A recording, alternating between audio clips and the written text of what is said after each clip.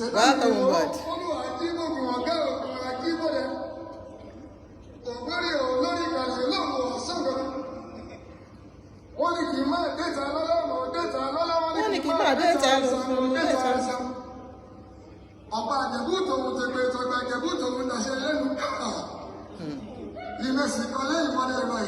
Yes, well.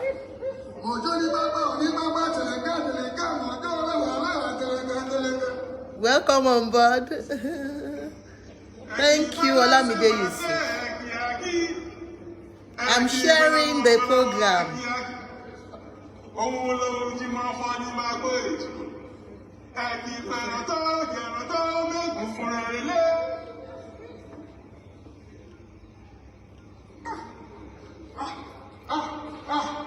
Yes, sir. Hello, Auntie Dele. Welcome on board.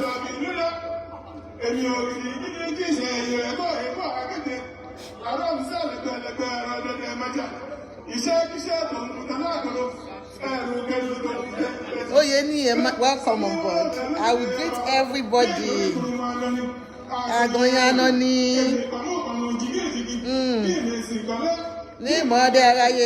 Yes, sir. Adéwọ̀nkẹ́ Òṣòdì ṣe ń gbádùn. Èmi àkọ́sọ́ ọ̀nà mo kò fẹ́ láyé, mo kò fẹ́ tọ̀nù, tàlàbí tó tó lórí tó fẹ́ fojú di mí. Lọ́nà àgbàgbà bẹ́ẹ̀ lọ́rùn tó fẹ́ fojú di mí. Ṣé ń gbádùn àrò yẹn? Jìgìjìgì ọkọ̀ ṣoṣo wájú ẹnu kú yìí ní gbọ́ jìgìjìgì. Wé ìmọ̀ mi wé kó wọ́n rọ̀ wọlé lórí ìwé ìjìyà ọlọ́bẹ̀ wé bọ̀sán.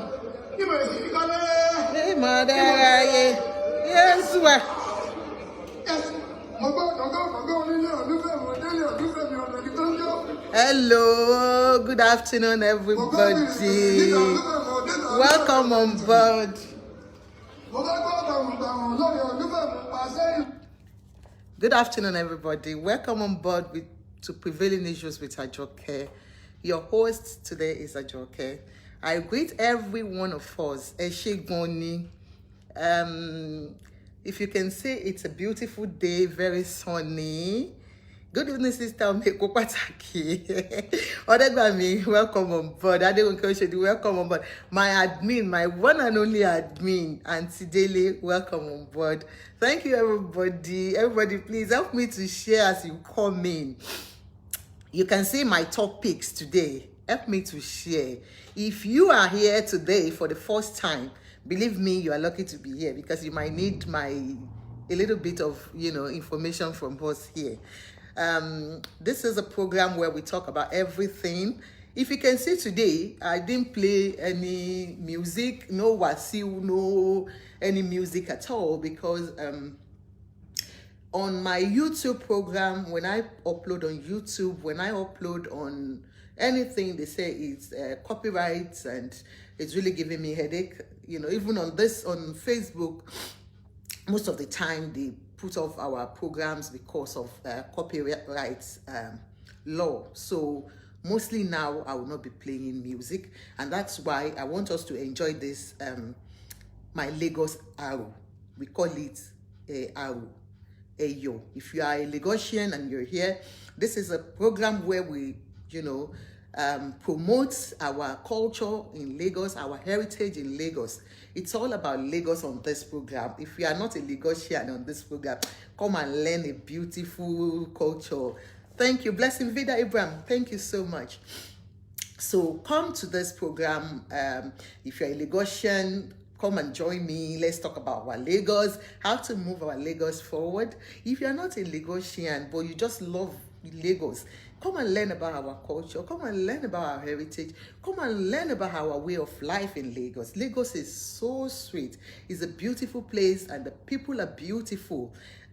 We've got good hearts. All Lagosians are just too beautiful.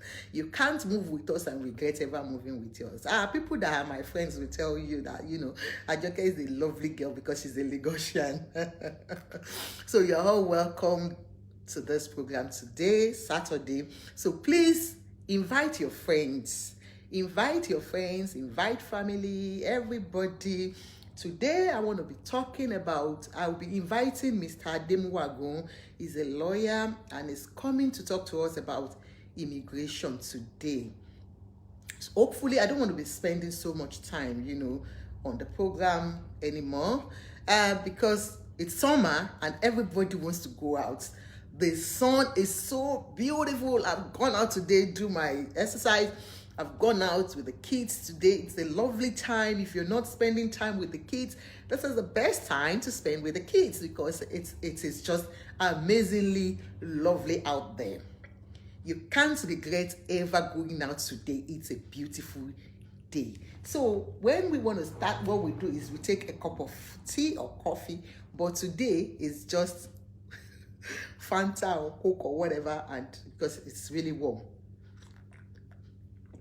So I welcome every one of us.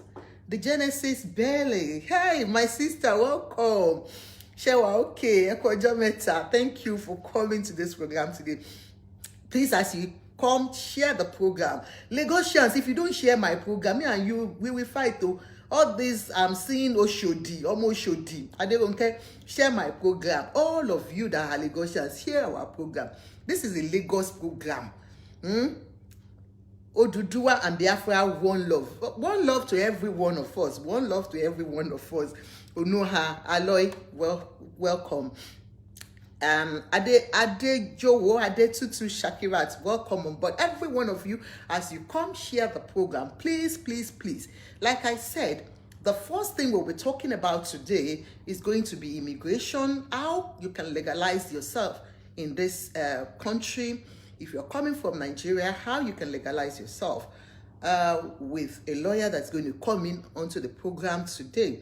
And apart from that, he wants to talk to you about who is a British, what makes you a British, a British, what makes you British. So he's going to talk about it today with you. And the second one I'll be talking about is the state of the nation, which my main topic today will be on Lagos State. Lagos State again today. I want to apologize. Last week, I was just overboard with the whole thing, and I said some nasty things on the program, and, my husband didn't like it. When he watched it, he was saying, no, you don't say that, It is a program that talks about Yoruba nation, Rashid Karim. It's about Nigeria as a whole, how the whole thing is bad, how the system is not working well. Like last week, I was just so mad with the whole thing, Buhari being in this country and the whole, Nigeria is in bullshit and is here, coming to take medication, is on medical trip here, while all the things in Nigeria are not working. And I was saying, all sorts of things last week. I was just too emotional last week. And, I was cautioned to stop that. If I have to talk about things, I should just, I should do it the right way, which I'm saying I'm sorry, if you were here last week and, you felt offended about the way I talked, So, I'll be talking more about Lagos today because, Kegold, welcome, ma. So I'll be talking about Lagos today because if you remember upper week, we talked about some places in Lagos, how the whole places are, and then it's still the same thing. And if I can, I'm going to talk about the divorce thing. The woman is on me, but I really don't want to be spending so much time on the program. People get bored when the program is too long, and I don't really want to. And myself too, the sun is just too beautiful for me to ignore. So the first person we'll be bringing in today is Mr. Tomademuwagun. Mr. Tomademuwagun, if you want to come in, but let me play this Lagos thing again. Guys, please, like I said, I'm not going to be playing music because of copyright. They are really on me on copyright, and so instead of that, I'm thinking of doing this a thing, but for now I will just play this for us. So I don't want to bring you in on now, but I just want to play this for we Lagosians.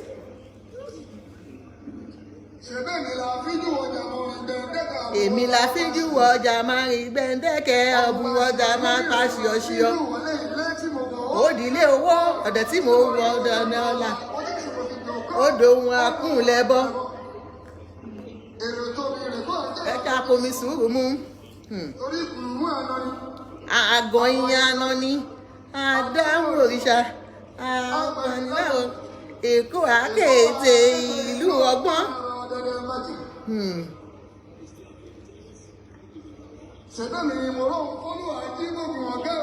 You see my eyo. Look at my eyo. Eyo. That's my eyo. That's my eyo. You see my eyo. Only give my data. No more data.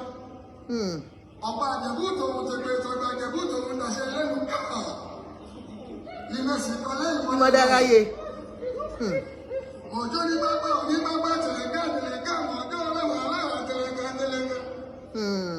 Welcome, Fumi Teslim. Yay, that's my Lagos.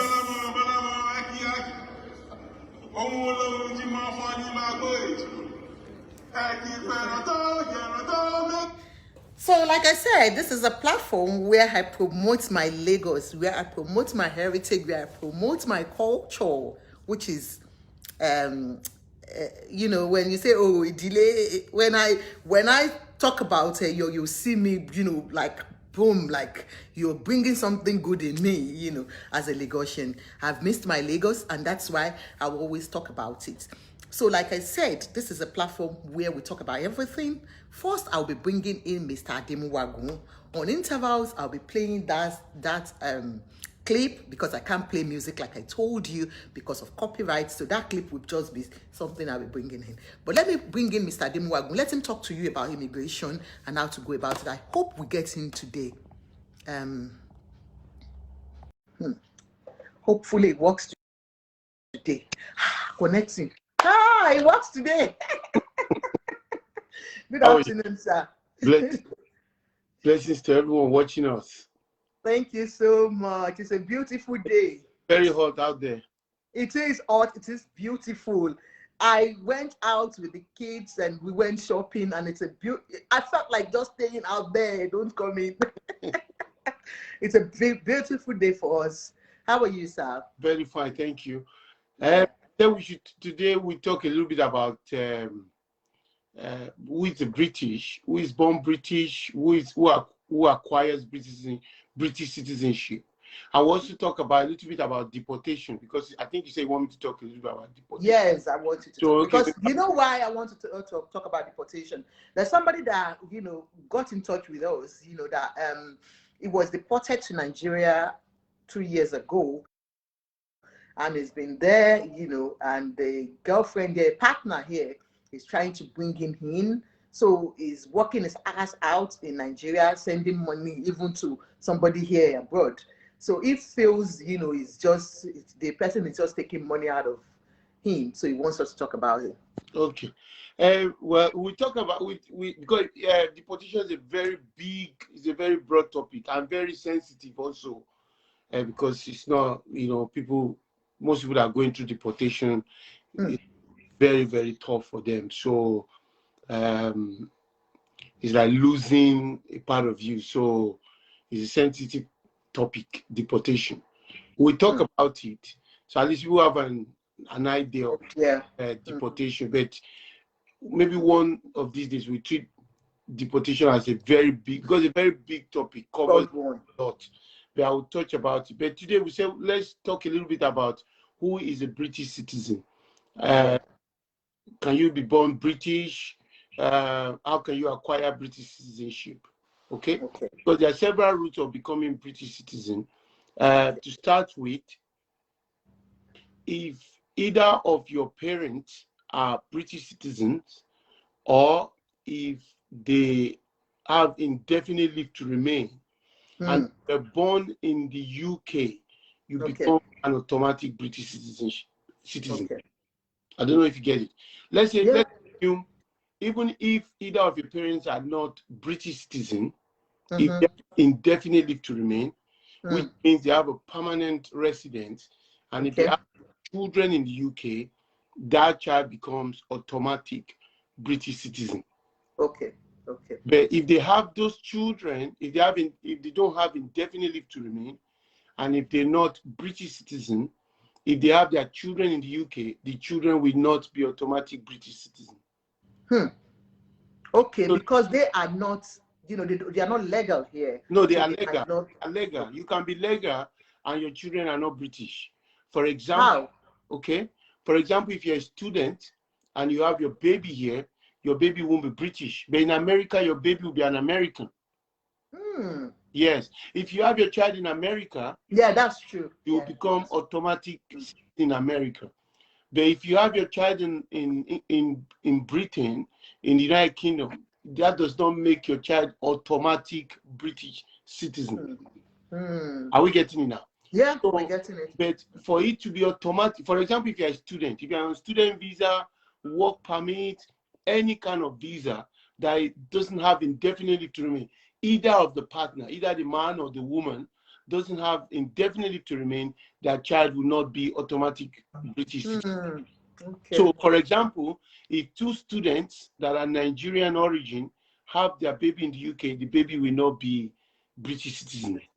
But if any of them, maybe one is a student, then has indefinite leave to remain or have a British passport, the child will be automatic British citizen. So you must be a citizen, or you have indefinite leave to remain to have a child to be a British. Yes. So what if somebody that, you know, that is in this country and like a student or any visa that he has, and, you know, gets a child here, and how can that child become a citizen? So if you have a child, if you have your baby here, the baby, if you don't have indefinite leave to remain, or you're not a British citizen, the child automatically gets your citizenship.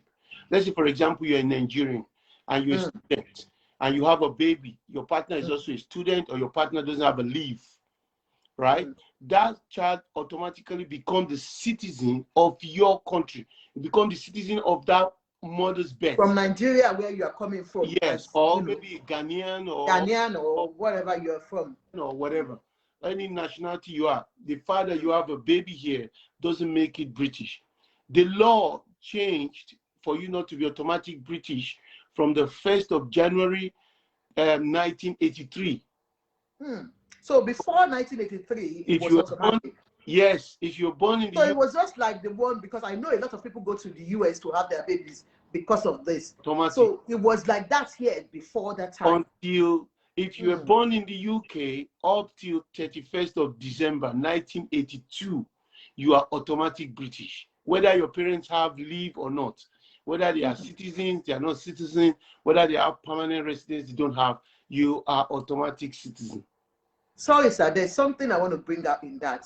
I have somebody that was born here in 1979 or 80, you know, definitely that's before the law, like you said. And that person was taken to Nigeria, with, I don't know what passport, but he doesn't have anything to show that he was born here. It's very easy. That person it's very easy to prove. What the person needs to do is, well, tell the person to see me. Yes. Okay. So it's very easy. If you know you were actually born before 31st of December 1982, tell the person to see me. There's a way we can get all the documents. They will be able to make application. If they can prove it, we can. There are documents. You know, this country is very well documented. Oh, definitely. So we can get all those documents for them, even if you don't have them anymore. We can get all those documents for them. So if you were born from 1st of January 1983, and either of your parents doesn't have a permanent residence, it's no longer automatic. You know, I have a case that I'm doing now. A guy that was born in March 1983, 3 months out. Oh gosh, just after the law. Yeah, and it's Holy based in Nigeria. please. So we're looking at other ways, whether there's other tiles that we can use to put in an application for him, but automatically it doesn't meet the conditions. So we're trying to do some work on that. So okay, so how do you become a British citizen? Very simple. If either of your parents have permanent residence and you're born in this country, you get automatic citizenship. If your mother is a born British, let's say for example somebody like you now, you are born British, you were born before 1983, right? Or you were born here, you're British citizen. And if you have your baby in Nigeria, in Ghana, in anywhere, those children becomes automatic British citizen. British Even if citizen. you're born in the UK. Okay. So, but if you acquire that citizenship and if you born those children outside the UK, it's not automatic. Wow. Please hold on, sir. So there are people. If you are naturalized here, not born, but you got your naturalization here. Yes. And then you went out, maybe you're in Nigeria, and you had a baby. Yes. There are children. Yes, we call this, you know, there are different ways of getting your citizenship. There are people that got citizenship by birth. That is one we've been explaining. Yeah. There are citizenship by descent. Maybe because your grandparents, your parents are citizen. So if you fall into those kind of categories that you have your citizenship through descent, through your grandparents, and you have that baby outside the UK, those babies are not automatic. Wow. Except they were born here. Wow. Okay, so if it's a man, you know, if it's a man, like if the man is not automatic. Wow. So because there are laws that guys become British, so it's not British citizenship is not automatic thing people get. The only time it's automatic is when either of the parents have indefinite or British. And I didn't know that, honestly, because I just believe British is British or Irish is no. So you have different of British. You have different. You have British subjects. You have British subjects. You have people that, you know, some of these islands that are colonized by Britain. They do have passports. If you go to some of these West Indies countries, they still carry British passports. Wow. So you need welcome, Susan. Yeah. So you need to know the kind of citizenship you have. How you can transfer your citizenship to your children. To the children. So, okay, let's look at children that were born in the UK. If you have a child born in the UK, either the mom or the dad, they don't have indefinite leave to remain. They don't have British passport. They're born in the UK. They have to live in the UK for 10 years for them to have British citizenship. So they will now register them as British. Okay. If the country within that 10 years, they've lost that right. They've lost that. To registration. Okay. So the first 10 years, they must not leave the country. Okay. So even if the parents don't have any form of leave, they have to keep those children here.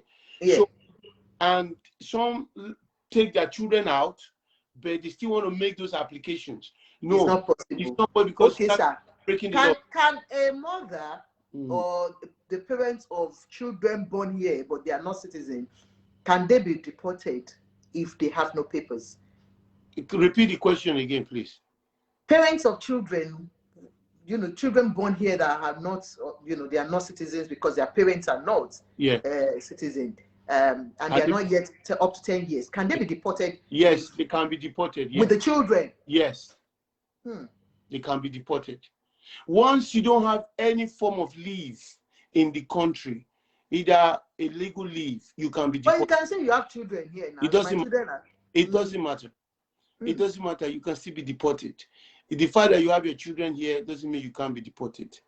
So you can be deported with the children.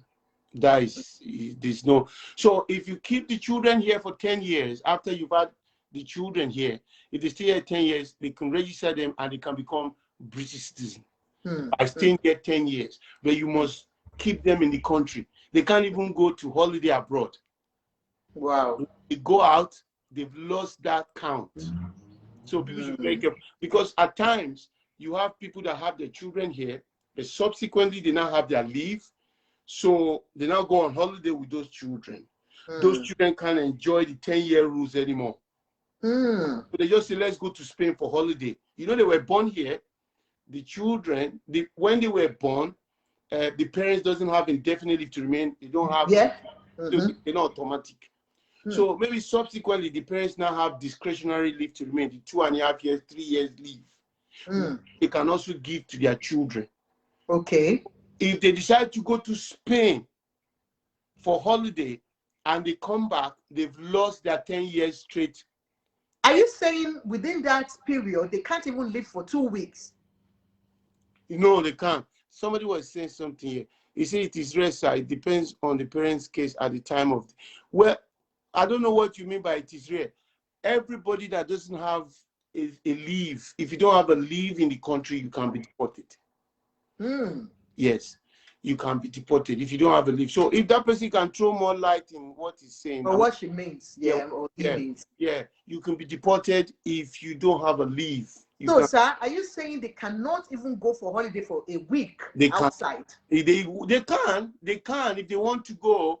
They can go on holiday, but they will lose their right of 10 years stay. Wow. 10 years stay. So people have to be very careful, because when you put in some of this application, they will ask you, have you ever traveled out of the country? How long did you spend? All those questions. So if you say, oh, I've been on holiday to Spain for 2 weeks or 1 week, or I've been to... It's being considered. That 10 years, you automatically you'll be refused. So parents have to be very careful about that. So if you want your children to enjoy the 10-year long stay application for British citizenship, you must not take the children out. Do we get the... Yeah, we're getting that. So let's look at other kind of... But, you know, there's so many... Okay, it says if the child is sick... Will the parents and child be deported still? Absolutely. Wow. They don't, they can deport anybody. They don't, the only time that deportation orders can be stopped most of the time is when, for example, it's when that deportation order is breaching the UN convention of protection of like refugee, like there's a war.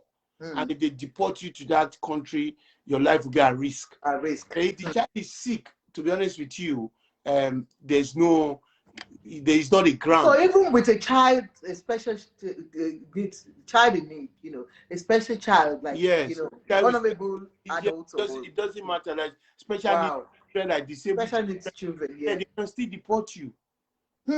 Yes, they can still deport you. He said, what passports will they use to travel? It's very simple. They will go to their embassy and apply for passport to take them back to their country. If they want to deport you, and if you say you don't have passport, what the Home Office will do is they will get in touch with your country embassy, and the country embassy will issue what they call a travel certificate to take you back. So if you say, I don't have a passport, all they need to know is to determine what country are you from. You say, and now we have left the EU, rules are more tougher. Yeah, exactly. Yeah. And I'm going to give you some few statistics before I continue with that. A British in 2020. In fact, let me start from 2015. 32,000 people were detained for deportation. Wow. But the numbers have been coming down. In 2020, 19,000 people were detained for deportation. So it's really, really high. So it's high, yes. So even EU, they do detain people. And most of the people that are detained for deportation, the most common reasons is because of crime. So if Auntie Dele, please, if you can, you know, put our number there so that people can call in to ask questions, you know. So if you commit crime, if you commit what the law sees as a serious crime, you can be deported. So if you have any conviction, imprisonment, if you are put in prison for anything more than 12 months, you are subject to deportation. So if you have conviction, so if you've been given British citizenship, yes, and maybe you commit a crime like drugs or anything like that, you know, a kind of big crime like that, Yes, maybe can you be deported even with yes, maybe your terrorism, serious crime. okay. They can, but what they will do if you're already British, they will not deport you straight away. They have to strip the British citizenship first because you don't have it. Where are they going to deport you to? So Because that's your country, yeah. yes, if you have dual citizenship, uh, Thank you, sis.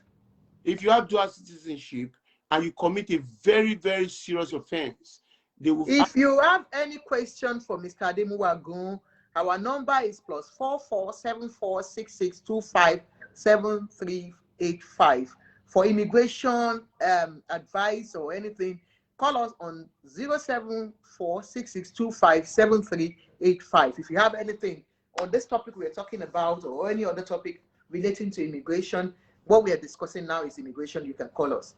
Yeah, go on, sir. So if for them to deport, deportations, if our EU citizens can be deported, they deport a lot of EU citizens last year. They can be deported if you're from Ireland or whatever, France. They can deport you if you commit serious offense. You can be deported. You can be deported. Can I repeat that number? Is the number is pinned down really, but the number is +447466257385. +447466257385. Or if you're calling from here, it's just 07466257385. But if you're calling from abroad, put +447466257385. Let's look at what is a deportation order. I will come back to. Sorry, before the deportation order, there's still something that I find, I don't know. It's just a little bit trickish for me. For somebody, you said somebody living that is British, yes, but not by birth, by any other way, yes, descent or naturalization or anything, and you are abroad and you have a baby abroad, that child automatically does not become a child. Depending on the way you get your British citizenship. That's what I'm saying. If it's not the only time the children can be citizens, it is only when you have them abroad. Yes. If the only time they can become British citizens is the only time if you are born British, isn't it? I will explain it again. I mean, you parents. If you get your British citizenship by what they call British citizenship by descent from grandparents. Grandparents. Yeah. If you have the children outside the UK, the children are not automatic British. Wow. They have them in the UK. Huh. So many people make that mistake. They have British. I know, because I know a lot of people in Nigeria that they believe I'm naturalized. I don't know if with naturalization they can do that. No, with naturalization, if you have your baby, you can fight for the citizenship. But if you have it by descent, it is not automatic. It's not possible. Okay. You have to have them in the UK. Okay. So if we look at deportation, so deportation order requires the person to leave the UK, or you'll be detained before they ask you to leave. So when they serve you your deportation order, they detain you straight away. So when they detain you, you have 20 days quickly to apply for an appeal. If your appeal fails, they can deport you. And it has two types of deportation order. There's a deportation order that if your offenses that the deportation order is maybe your imprisonment you serve is if it's more than 12 months imprisonment, in fact, you are liable to deportation automatically if you are a foreign criminal, if you're a foreigner. Let's say, for example, you are a student, right? And you commit an offense that you went to prison and you spend more than 12 months, automatically they can deport you. Deport you. Straight away. Without an appeal. We straight away. You are, in fact, they are entitled to deport you. So that's why people have to be very careful when they're committing crimes. So once you put you in prison for 12 months, you're gone forever. Yeah. And if they deport you, you cannot reapply to come back to the UK for 10 years. you can come back. So you have to stay outside for 10 years before you can reapply. But if you have, there are some deportation order that is forever. You can't come back in. If you commit serious crime, maybe like terrorism, serious crime, that you cannot come back again. You serve at least 4 years imprisonment. They can give you deportation order for life. Okay, what about drugs? It's part of it. They can ban you for life. So depending on how many years you serve, and that's why people must be very careful with that deportation order. Okay, so okay, let's come back to who is British. Yeah. So if you want to be British, if you have it's not every leave to remain that can become British. It's not everybody that can become British. Let's look at a student that wants to become British. A student. Let's say, for example, you come in as a student. Maybe you come in as a secondary school student, because we have primary school. You can come in as primary school student. That is student visa for primary school. We have it. Wow. Okay. So if you're coming with how do you get that primary school visa? Yes, we have primary school visa. How do you do that? We call it. They have a student visa for primary school. They have private primary schools. They are private schools. Private schools for primary and secondary. So they get their own student visa. Oh, that's strange. So most of those rich children, that's what they get. That is what they get. So they do their primary school, they do their secondary school, they are on student visa. Student visa. So if you stay under student visa, let's say, for example, you came in, let's say secondary school, you started secondary school here, year 7, right? Year 7, year 8, year 9, year 10, year 11. That is, yeah. If you continue on that student visa for 10 years, maybe from secondary school to A levels, 2 years. Secondary school, you do, I think, 5, 6 years, isn't it? Year 7, year 8, year 9, year 10, year 11. You do 5 years. Then you go and do your A levels. Year 2 years. 12, year 12, year 13, 2 years, 2 years. Then you do your first degree, 3 years, 10 years. You are already, of course, you're already a citizen. Indefinitely to remain. Indefinitely to So you spend 10 years. Then after that, your 10 years. So in that aspect, you don't even need somebody to say, okay, this is my child, to act as your, somebody. No, you don't need that. You don't need that. Money, isn't it? You have to be very wealthy for you to be able to pay for that money, for that school fees, for that schooling from secondary, university, A levels. So after 10 years, you'll be entitled to indefinite leave to remain. Then the 11th year, after 1 year after indefinite leave to remain, you'll be entitled to British citizenship. So definitely most of these are rich people. That's where they bring their children in here to study from primary school, secondary school, and they get their citizenship. That is what they do. So the children can go back on holiday during summertime. And they now come back to they have boarding school and all that. So, for example, and also if let's say your child starts with university, they did 3 years degree program. After the 3 years, they'll do their masters. They do 2 years masters. That will give them 5, or if it's 1 year master, that gives them 4. They put in for PhD. Then they have 3 years. They do PhD, takes them to 7. They give them post-study. So before you know what is happening, that 10 years, 10 years, they will apply for the indefinite leave to remain. The following year, they will become British citizen. So with student visa, if you plan it well, yes, for 10 years, continuous 10 years. You cannot break that 10 years. 10 years. So, for example, if you can go on holiday, you can travel back home, but before you finish your first degree, you have to apply for the masters. So you need the first degree before the student visa expire. You apply for that. You apply for masters. Once you finish the masters, you can do another masters again.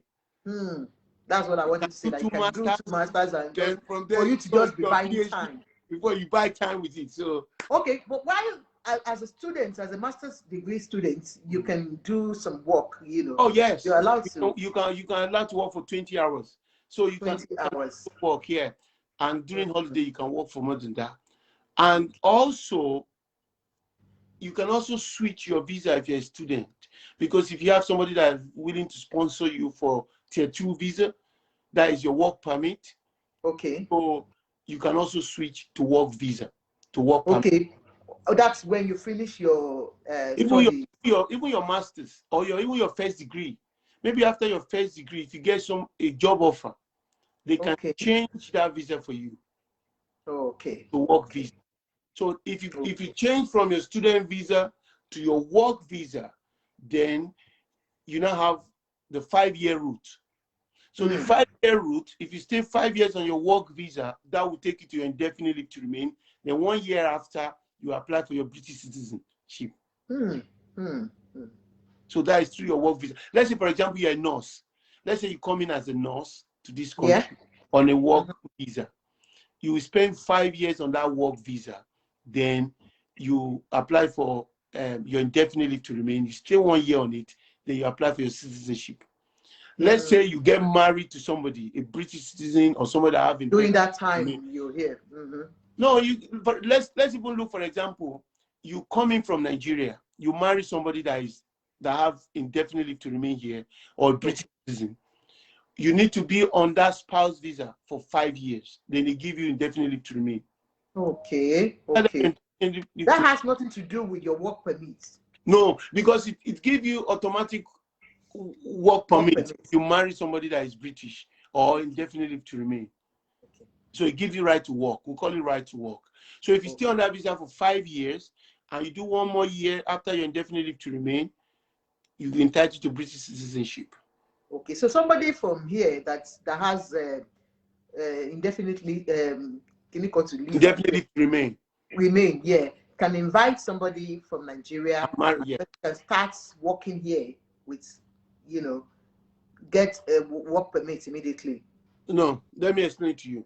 Let's say you marry somebody now, and you have indefinite leave to remain, or you have British citizenship, or you're an Irish, or you have EU passport. Okay. And you live here. Right? You find somebody in Nigeria, you travel to Nigeria, you marry the person, they will give him or her a spouse visa. Okay. They will come in with that spouse visa, they will extend it, then they have to be on 5 years on that spouse visa, then they'll be entitled to indefinite leave to remain. Okay. So 5 years after that indefinite leave to 1 year after that indefinite leave to remain, they'll be entitled to British citizenship. Okay. You get it now. So but because you are espoused to that, it's automatic work permit. So you have right to work. Anybody you marry, we have right to work. Right to work. So that is another route to citizenship. Okay. There are some visas that can't give you citizenship. Even if you're allowed to live here, those routes can't lead to citizenship. And at times, people are not aware of that. Okay. What kind of visa can you get that will not give you?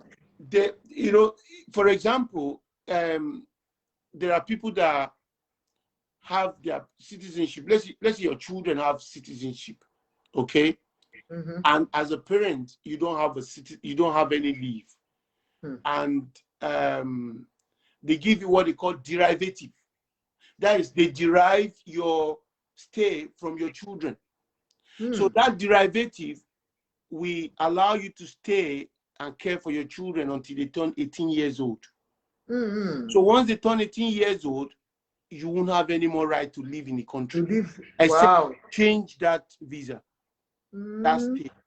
So most people will just say, oh, just give me any visa. Let me just stay anywhere I can. Just let me leave that. Let me just stay here and travel and come back. But once your children turn 18, you know go back. You're entitled to stay because then they now become adults. So your stay is based on those children. They call it derivative.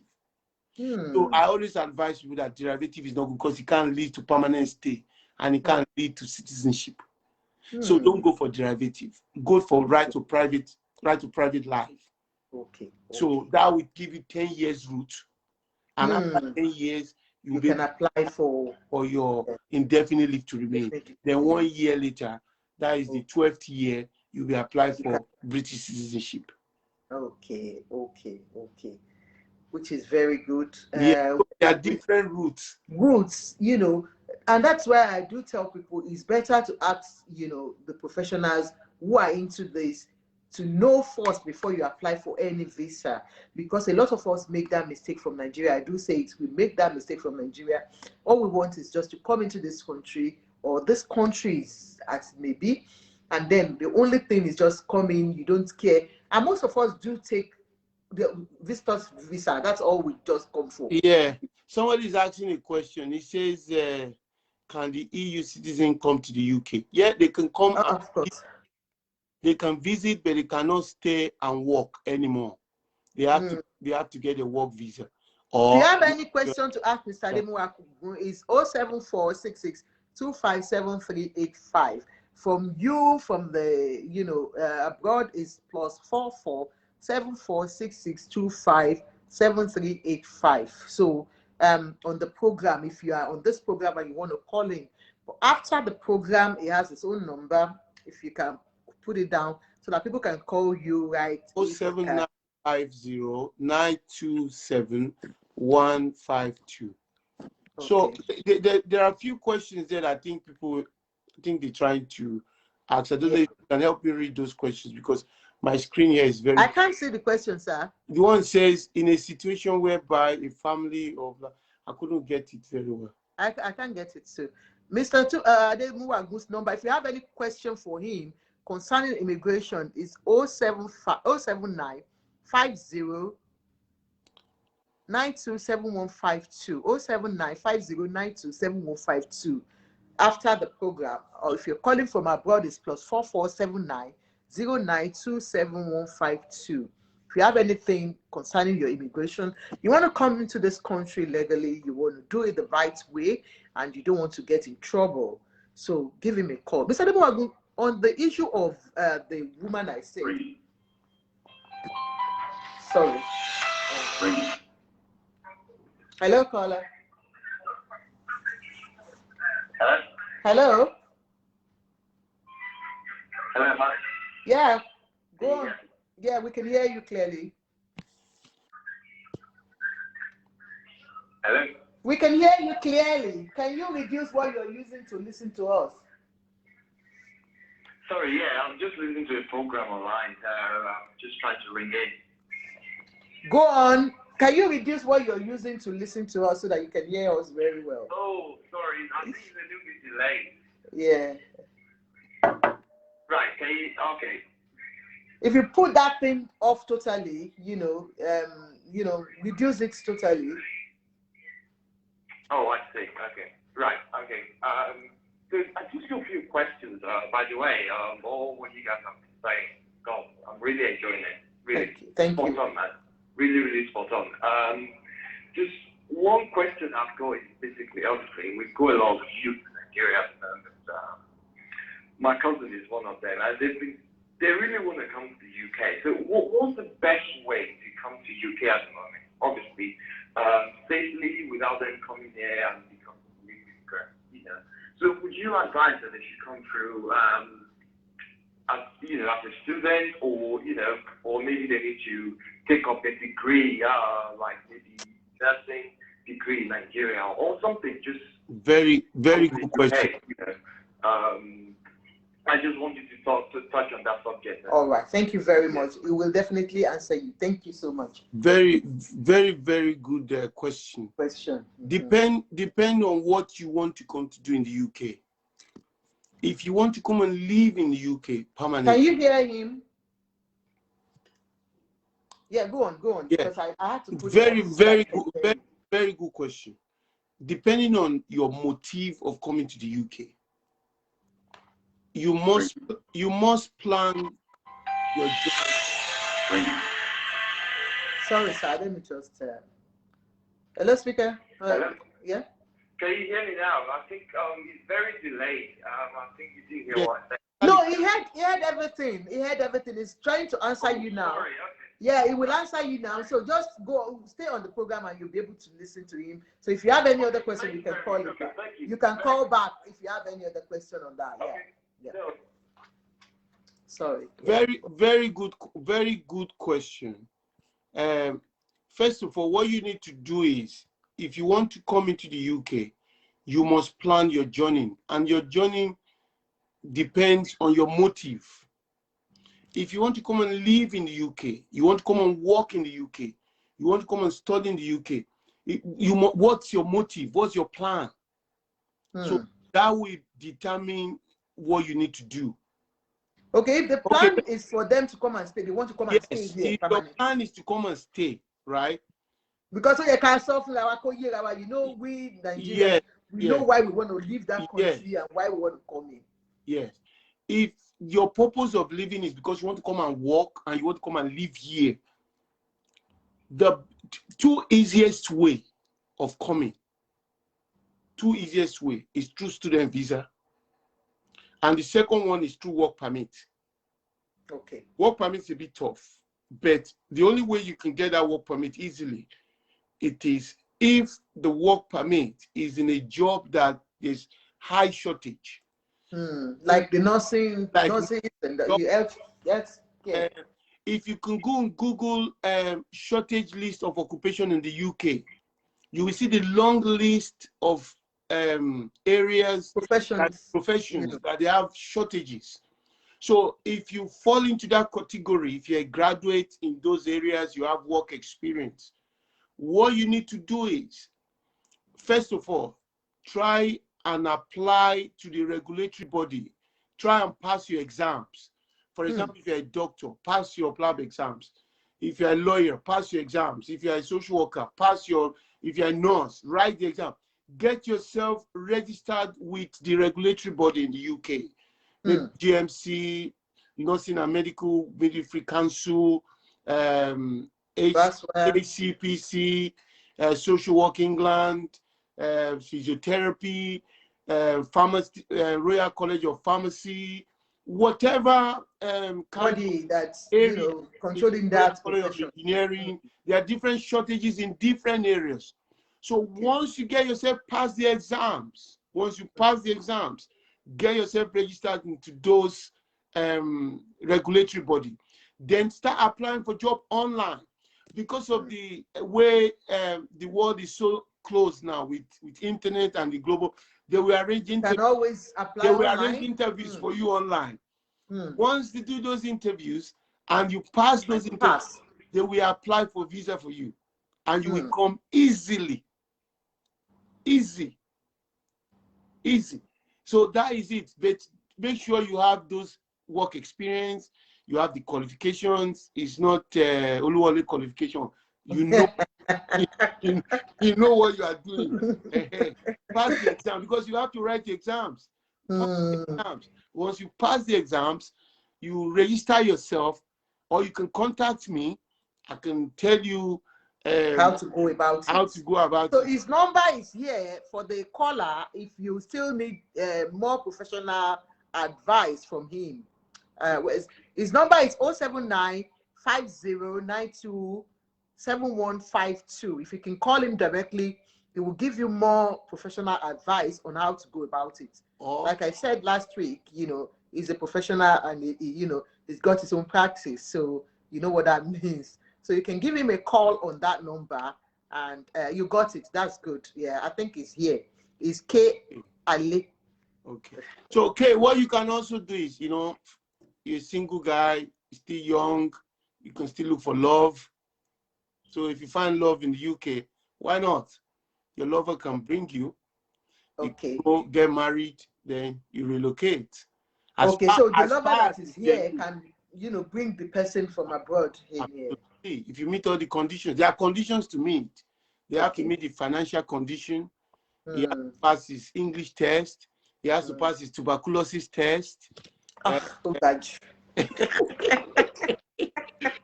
So you have to meet the financial the accommodation conditions. There are a lot of hurdles to jump.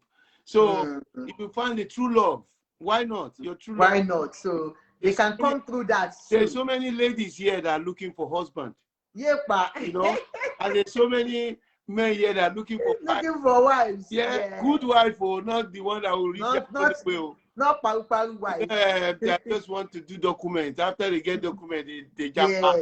They say, I found another love. Or yes, like a lot of people do tell me they want me to go into dating. They want to. I said, look, it is not even my call. I can't even do it because I don't want too much. I wanted to do it. I created a Facebook account for that, a page, and believe me, I never went there for once to start it because it's too much. You know, it's too much. You don't know who to trust when it comes to relationship. If you have a girl here also that wants to marry you abroad, if she comes over, she's a citizen, or she have indefinite to remain, she has a good job, she can also marry you over there in Nigeria or whatever part of the world. Then you meet all the conditions for application. Then come in. In fact, you can come and do the wedding here. There's a visa for you to take come and get wedding married here. You have to make sure it's genuine. But sir, are you saying because won't they need all the documents to say you're legally married in Nigeria before you can apply for such? We are talking about single people now, divorced people. Yeah, single. Okay, if I'm here now, I'm divorced or single, and I want to bring in a guy from Nigeria. Yeah. If we are not legally married, would they give the guy visa to come in and marry me here? Yes, you apply for what they call marriage visa. So it will come to marriage, just to conduct the marriage. But I thought you said we have to, because the last time you talked about it, you said that person has to live here and go to Nigeria and get married. I will explain it to you. Okay. If you are a single guy or divorcee or whatever, you want to marry somebody from any part of the world, you have two options. You can either say to your fiancé that, where do we want to get married? Should we get married in the UK or should we get married abroad? If you want to it's easier to get married abroad because the wife or the man can just travel to wherever you are and get married to you and file for the document. But if the person says, no, I want my wedding to be conducted by Buckingham, I want to come in here and do it here in the UK. I want to have my wedding conducted in the UK. What they need to do is they need to apply for a marriage visitor's visa. So that marriage visitor visa will allow the other partner to. I've never heard of that. All I know that people do say is that before you come home, you have to go to Nigeria and marry that person and bring that person because it's easier for you to go back. But if you don't want to go back, you can apply for marriage visa for them, marriage visitor's visa. Most people don't do it. Then they will come, they will do the wedding, but you will have to go back again to. I think somebody's calling you. You don't call Mr. Demuagu now. He's still on the program. It's after the program you should call him. So you will have to travel back to the country and make your application to come back. So why all those stress? Well, people just say, you know what? I'll just go back to Nigeria, get married to the guy or the girl, and bring the guy have the application. Rather than bringing them first, doing the wedding, they still have to go back. They still have to go back after the wedding? Yes, to go and apply for their spouse visa. Okay. So that's why people just say, you know what? Why all those stress? But some people might like the UK atmosphere. Wedding kind of thing. But they still have to go back home after the wedding. Yes. So that is for people that wants to get married, like Kay was saying, that how can they come? So, but make sure it's genuine. Make sure it's genuine. Okay, sir. Okay, sir. So and then for the question I asked before about that deported man, is it possible for him to still come here? The lady is getting a lot of money from him. He feels she's extorting him, by taking all this money because nothing seems to be, happening. Depending on the deportation order, they need to get legal advice. They need to seek legal advice. If the deportation order is indefinite, that means the guy can't come back again. If the deportation order, depending on how many years, depending on the offense, depending on the imprisonment. So I don't know the case. So I don't know actually what the guy has done. You know, maybe he's done something that is deportation. That's grievous. Yeah, how serious it is, or whether it was just being caught walking, then they sent him back. You know, we need to know what it was, story why he was deported. So if we know, we can advise on what are the chances. Okay, what about if it was, you know, it was just walking illegally and it was caught and it was sent back? I think the lady, I think they had a problem anyway, but it was just walking illegally. Okay, that one is 10 years. 10 years, so there's no two ways to it. No, he will spend his time. Sorry about that. That's why I don't like discussing deportation, because deportation can be very, you know, it's touchy. Yeah, it's very emotional for people that they've removed, and some people are just, you know, they're very unlucky or whatever. So very apart from people that have gone to do drugs or gone to crime, that's a different one. But not somebody that's just unfortunate to be walking and got them caught in the street, you know. It can be touching at times, because some people went into drugs, some went into crime, you know, like fraud. So many people do all sorts. So at times you look at some people's case, you just say, oh, we're very unfortunate. So depending on the kind of deportation, there are some deportation that, you know, the level of criminal record, they will just say no. The test for deportation is they look at, apart from the fact that you breach the immigration rule, they look at what's the public interest, what kind of danger do you pose to the country? To others. Yes, I think that is what matters most. For example, a rapist, or for example, somebody that is into financial fraud, that is, you know, you dupe, or maybe all this scam, all this lover scam. You scam one grandmother, £50,000, £200,000. You scam another lady again, £80,000. Doing all those fraudulent things. When they deport you like this, they want to hit you with indefinite. The big one. You can't come back after 10 years. In fact, even after 10 years, they don't even want you. You are evil. I even agree to that. Thank you so much. Cause people too much pain. So so but you know, they are different depending on the Okay. Thank you so much, Mr. Tom. We appreciate your time spending with us, explaining to us how to go about who is a British and who is not, you know, a British. At least we now know how, because I thought, you know, even living in Nigeria, you can have a child and that child automatically becomes a British, even if your parents, you got your citizenship through descent, like you said. So we now know that it doesn't really automatically give that person a British citizenship. So thank you so much, sir, and we really appreciate your, you know, coming in. Like I do say, Mr. Tom is a professional here. If you need his services, you know, give him a call. What's your number again? So you can call the number. 07950927152. Yeah, you can call him from abroad. If you want to come into the country, you don't want to get stuck in here or any other place, how to go about it, he'll give you professional advice. And he's also a social worker, qualified social worker. He's got his own practice. If you have any problem with child protection, you give him a call and he will support you. This one says, I currently live in the US. How can I migrate to the UK? Okay.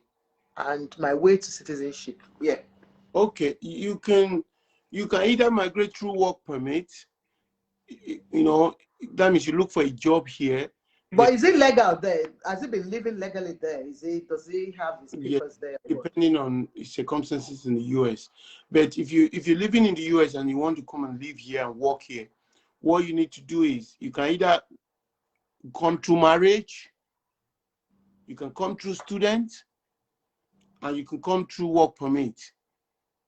Apart from you coming from holiday.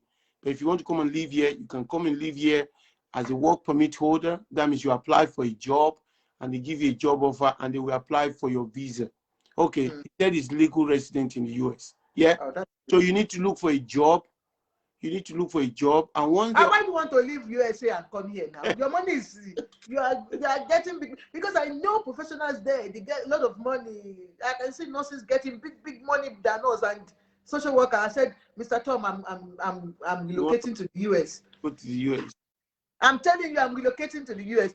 Ah, my sister, beautiful Ajoke, well done. My beautiful sister Margaret Cruz, my blood. Eshe God, Yare. I'm relocating to the US. They get a lot of money more than us here, sir. What can we do? And this one is trying to come here. Don't come here. Oh, there's no money here.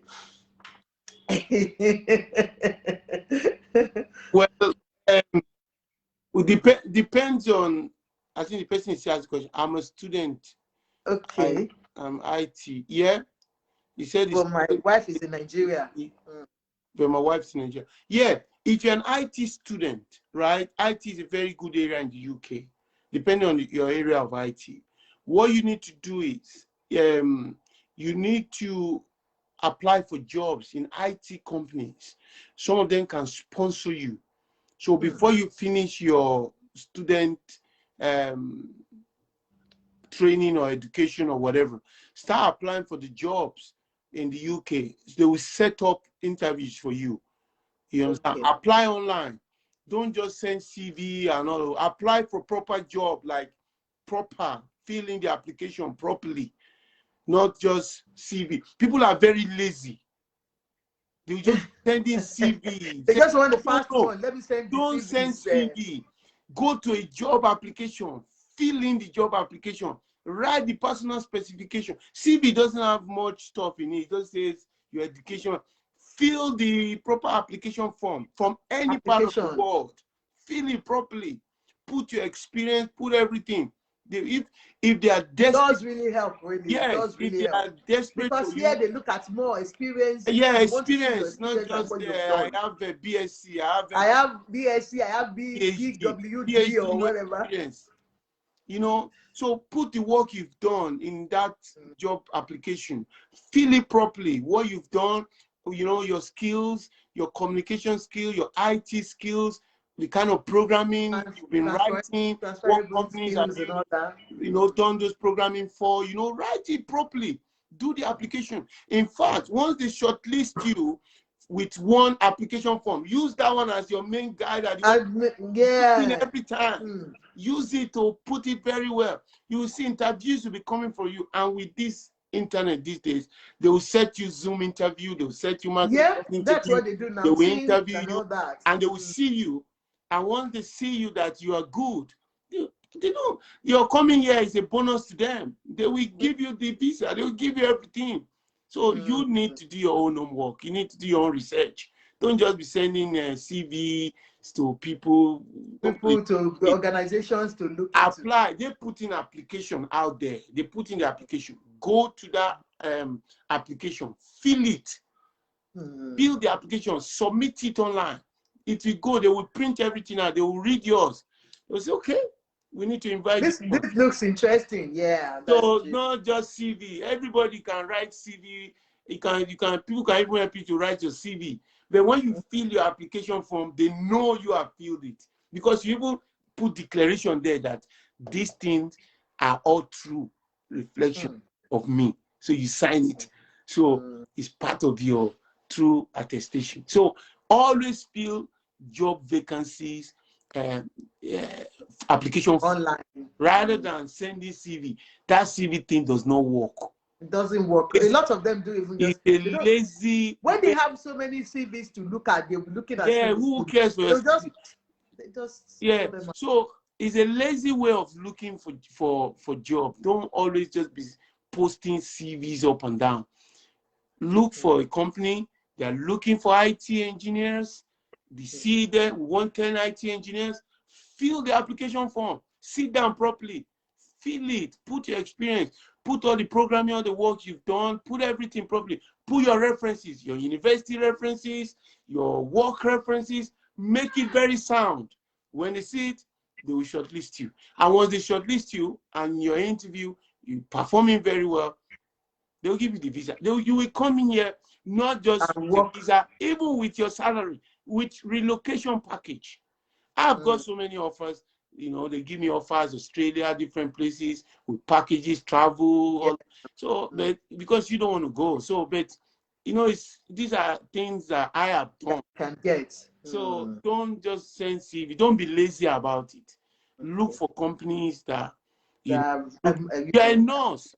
Go to nhs.net. Go and apply for job from Nigeria. Nurses, what are you doing in Nigeria? When you come aboard, apply. I'm not saying we should leave our country. They need us, but please, apply. if you are a nurse in Nigeria, a doctor in Nigeria, don't be lazy. Jobs are here for you. You know, you don't can apply, do the normal thing. Yeah, do your exams. Some of them require you to write exams. Do the exams. Register. Then apply for job. And if you need further guide or advice, you can phone me. You know, you can give me a call. Say your name, your number again to them. Thanks for this, Ada. I work on it proactively. And mommy, I love pounds. I don't like dollars again. Pounds, it's just pounds. Oh, actually, it's not too much, yo. I'm telling you that dollars, they collect more than us. I'm telling you. Do you know how much? I was watching something. They said the lowest pay in the nursing profession in the US is about $100,000 per year. They pay less. Their pay is higher than us. Yeah. Our own.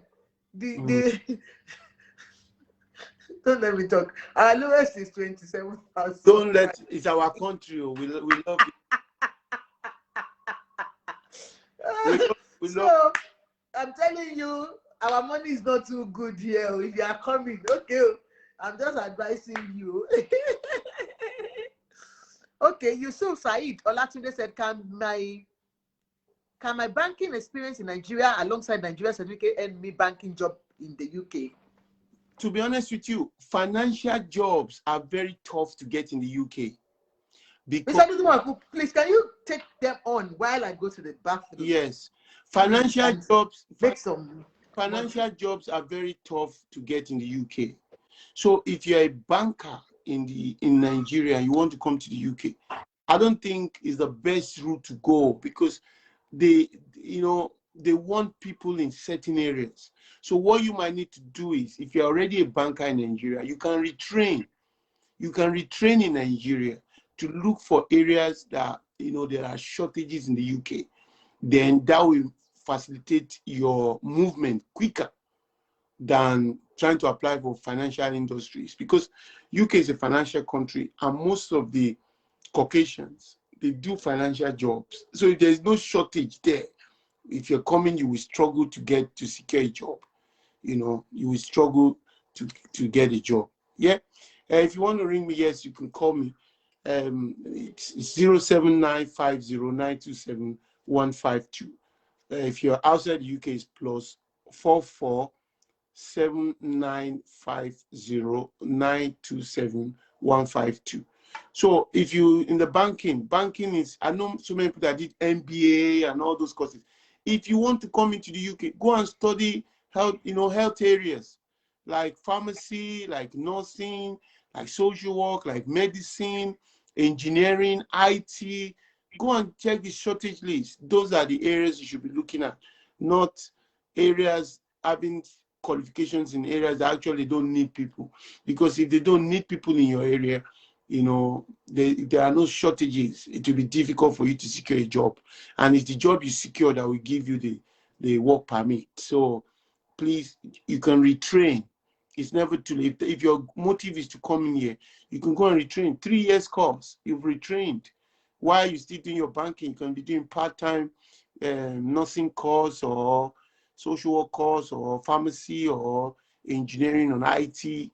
Go and check the areas that are shortages. So your banking experience and the Nigerian corporation, yeah, they use it.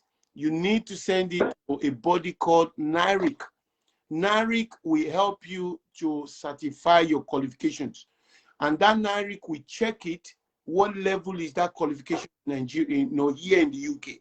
For example, your Nigeria. Okay, you're talking about bringing the certificate from Nigeria, isn't it? Yes, you can use your certificate. You can use it as far as the university is genuine.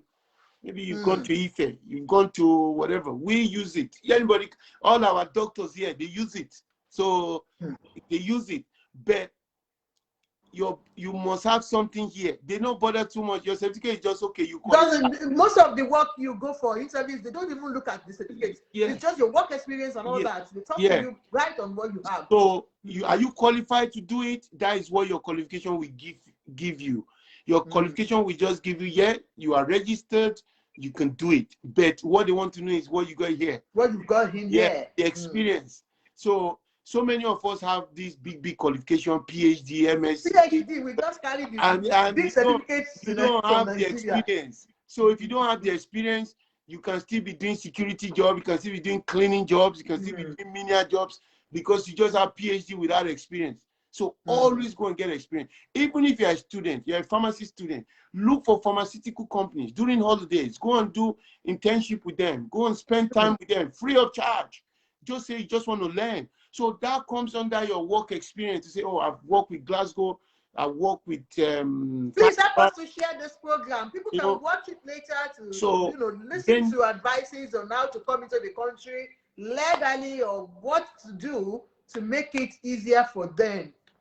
So gain those work experience. So once you gain those work experience, it will help you not just the certificate, but your work experience. Because you see, there's no shortcut. Let me tell you this. I haven't worked in this system for close to almost 20 years. There's no shortcut. They want to know. If you like, go and bring all the PhD. Yes, it's yours. When you go for the interview, they want to know what have you done. So even when you are giving your general vague answers, or because you read it online or you've read the textbook, it is not. They will actually tell me the practical you have done. What happened, on this same, just give me a scenario, okay, if this happened, how did you have done this before, how did you treat it, how were you able to go about it? How did you resolve it? And once you've done something, you have done it. It will just flow like that. And if you are lying, they will know. Because they will know. I won't go. Definitely. And they will just be nodding and be nodding. You think, oh, okay. And then they're smiling at you. These people. You think they have gotten the job. They will just know that, okay, this one ready from the book. He hasn't really done it. Yeah. So those are the areas. So don't wait until you get a job. You can go and do freelance. You can ask for just voluntary work experience. You're a nurse. You don't need to. You just look for one hospital and say, oh, I did the auxiliary there, and do it quite all right. Because when they ask you some practical questions, you haven't done it before, you're going to fumble. Because I'm doing a job every day. There are things I will ask you. If you are doing it, I will know. Definitely. If you are not, in fact, the way you are even answering in your interview, they will know you have done. They will know. From one answer, you will answer 10 different things. They will know that, okay, this one has the practical knowledge. And something you've been doing. It. Just flow, honestly. Flows, yeah. To flow. So please, thank you. Let people not just look for shortcuts. Okay. Things right. Okay. Do things I will right. go and watch football now. Thank you so much, sir. We really appreciate you. Eshe Goni, we appreciate you. Have a lovely time with the family. You guys can contact Mr. Ademuwa on his number that I've given his professional on all this, and it will give you the professional, detailed explanation on things. Thank you so much, sir. Have a lovely time. Thank you. Bye. Enjoy the rest of the week.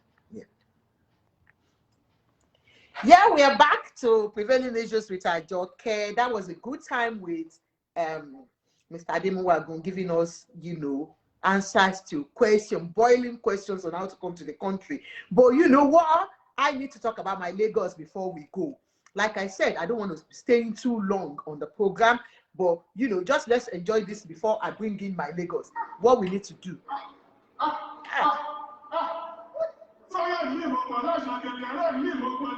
How Lagosians, though, they have to come.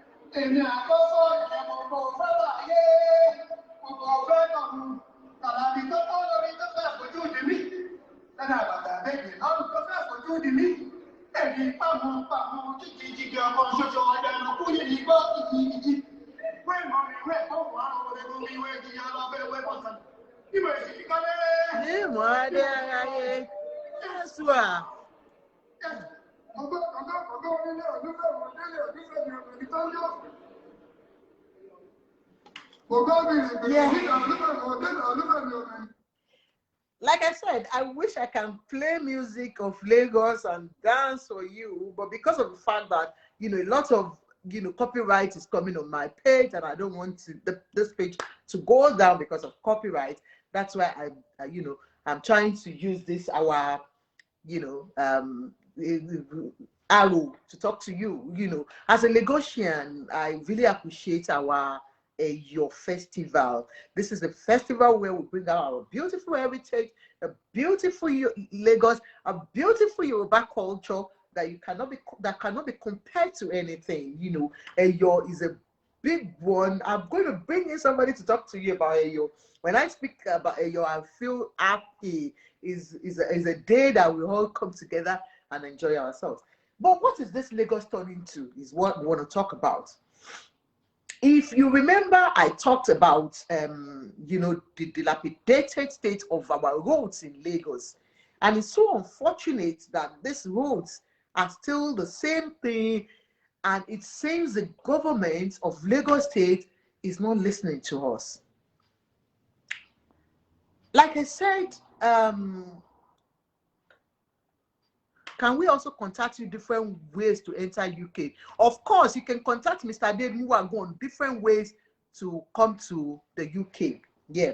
So like I said about Lagos, you know, just like the whole Nigeria, nothing seems to be working. And that's where the agitation is coming from. People want to break up.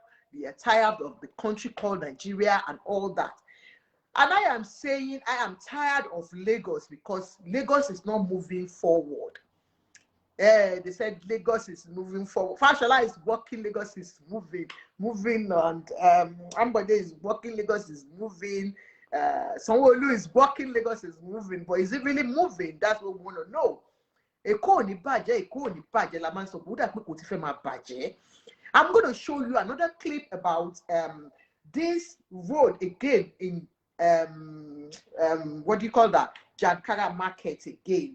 I posted it because I had to tell somebody to go there myself, because after that program, the clip of that we showed, where people were shouting, come and help us, so governor of Lagos State, you have, you know, left us with this bad road, bad market in Jankara. And that same market is still there. Nothing has been done since we've been crying. I know some people will say, okay, what about all this your cries? What has it brought to you? But you know what? We will keep calling on the Lagos State Governor, Mr. Sanwo-Olu, Babajide Sanwo-Olu. We are calling on this Lagos State Governor to please look at Jankara Market for us. Jankara Market, I'm going to show you Jankara Market as at today, this morning.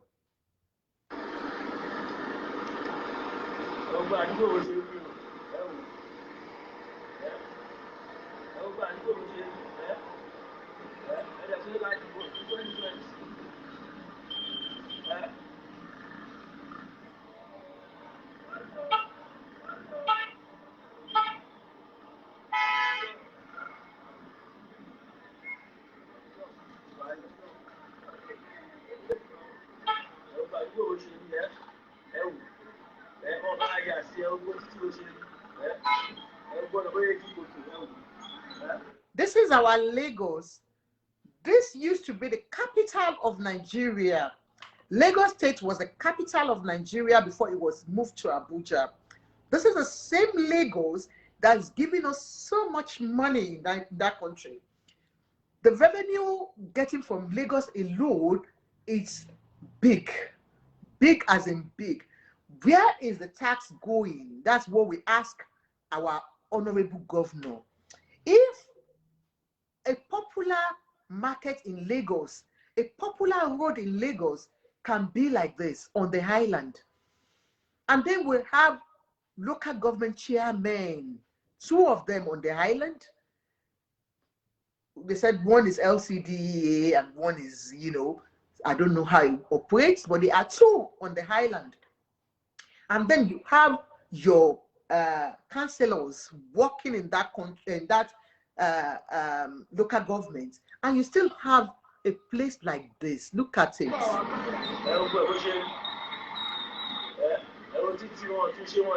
That's a major road on the island.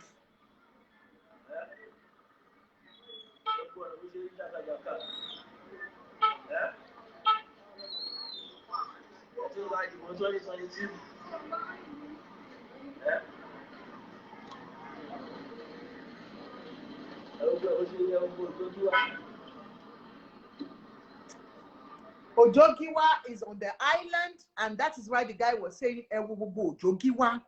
It's on the island. You guys are getting ready for 2023. Please, if you want people to come out and vote for you, why don't you do the right thing? It's not about just saying you want people to vote for you. What are you going there to do? Should be your priority. What are you going there to do for your people? What do you have in stock for them? What do you have in stock for them as a chairman? What do you have in stock for them as the governor of that state? Is what people are asking for. This is Ojogiwa on the highland.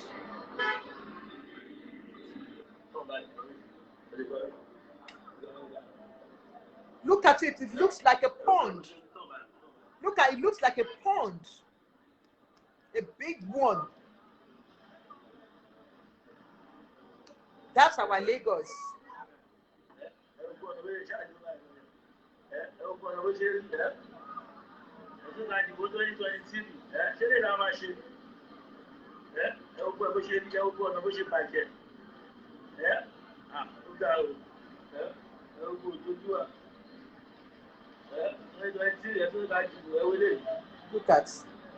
Look at the main road. Main road. Jankara. This is Jankara.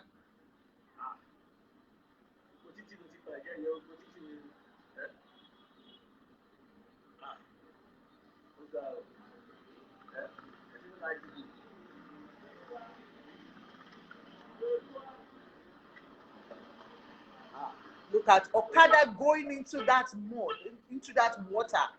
Okada man riding in, right inside that water. People walking in that water. Look at.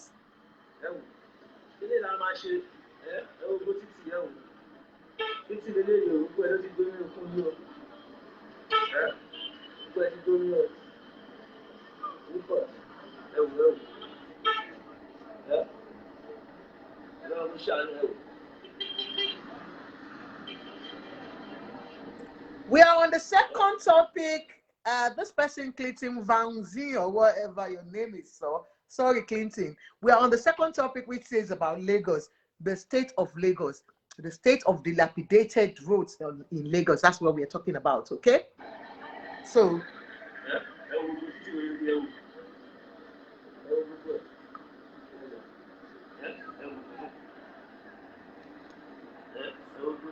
Look at your Lagos. This is our Lagos. This is where we are proud we are coming from.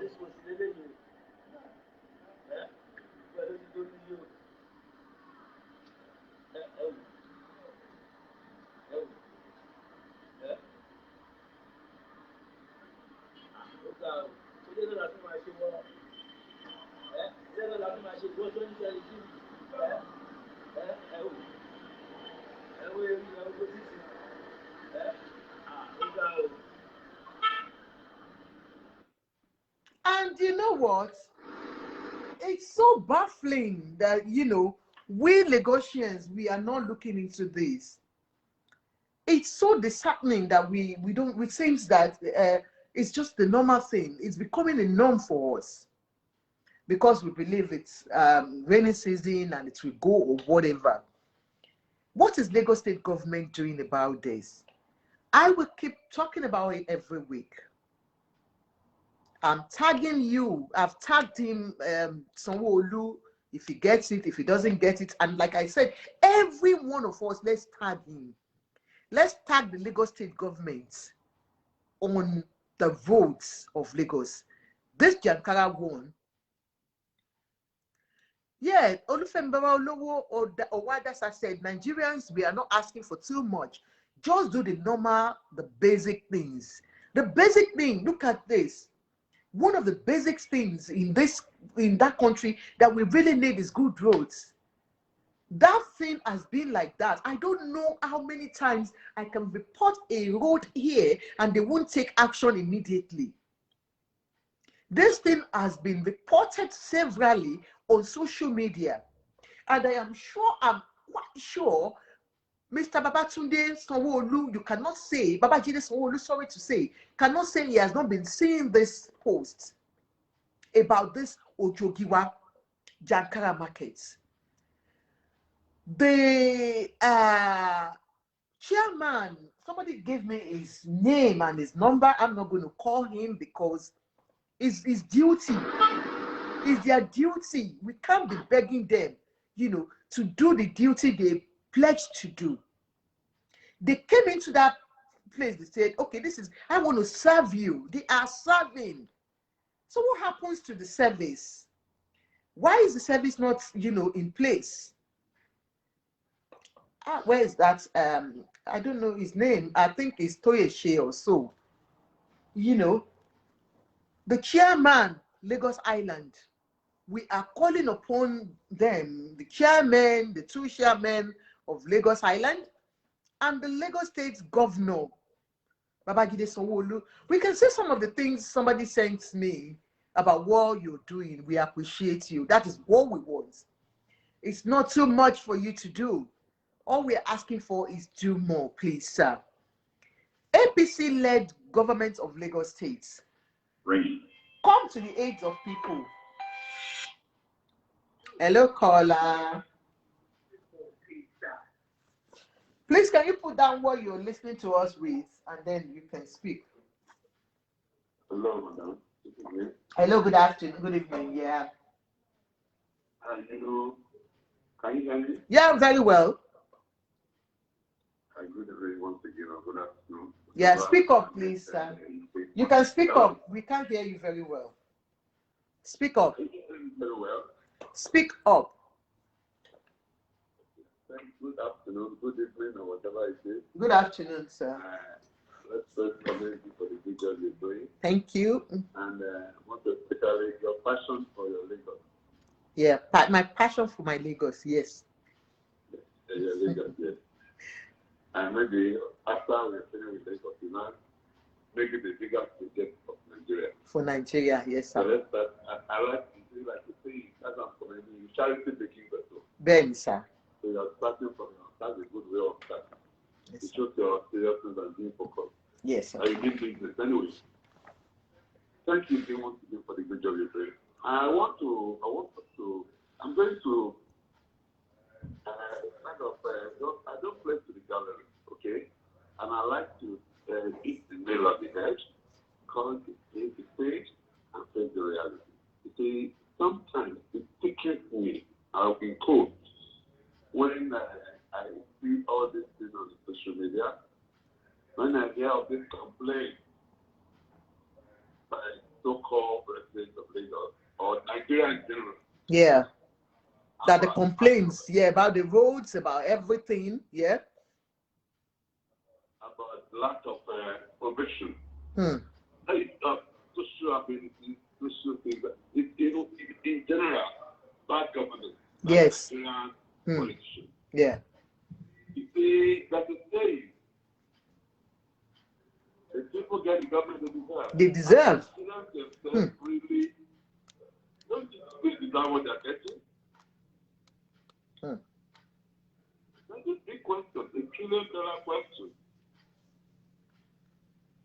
Don't you think they deserve what they're getting out of it? Sometimes again, I will say this because they kept complaining. Are they not elected enough? And so I take control of them. So anywhere in the world, they keep complaining and they still bring in the same set of people that they are complaining about back to power. Are they not the same people? They allow themselves to be used by the politicians. Are they in the payday? What comes around? Why are they complaining? It's sad. It's really sad. This century we have, the year 2021. Don't they know what they should do? They are not driving up for the 2023. No classical company longer. Why allow people to impose candidates on them? Are they choosing their own country themselves? I don't know how to say members of PDP and APC or all these parties. What are they? You see, that in the Bible, in the Holy Book, it says, help those who help themselves. Are they helping themselves? Have they helped themselves? You build those things. That's why sometimes some people beg you for money from them. Look at them, look. You call it yourself. But sir, don't forget that most of these positions, I do understand, sir. Yeah, like we are going to be saying, most of it are being rigged. To be used to perpetrate electoral fraud. Then there should be a payday. There should be a reward for everything you're doing. So you cannot be neglected. These people have paid you. It's a transaction. But for me, even if that what you call consideration in law. For what I've done for your family, you have provided. So you decide whether it's so they've been paid, for the job well done. They have paid you. So if they neglect, the other way you went to a fashion designer or a salon to do your hair, your body, or the nails, and they try their more to even if you wanted $10,000 and they say, I cannot give you $1. The moment you have accepted, there's another one acceptance. And they now pay you $1,000. If tomorrow the person is dying, if he decides to look at that way, he has not done anything bad. But you're not alone now, man. I don't know whether you're looking right. I do get your point, sir. I do get your point, sir. To perpetrate this evil thing, yeah. I'm not telling them, the majority of them allow themselves, on the day of when they are there, they don't come out. Some people even come out of it. That's their contract. They are legal right. That is it.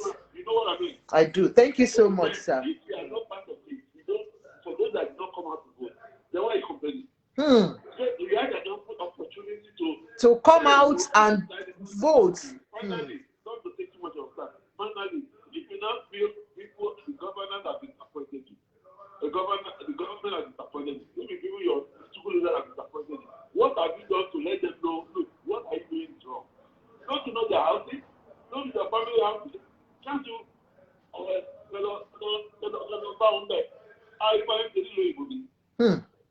You so for these people now, or the dad they say, let them office, the government dad office. By the time you do that well, peacefully, you have to be violent. Peaceful protests. You understand? When you go to their houses, like I have a mental board, there's any political leader.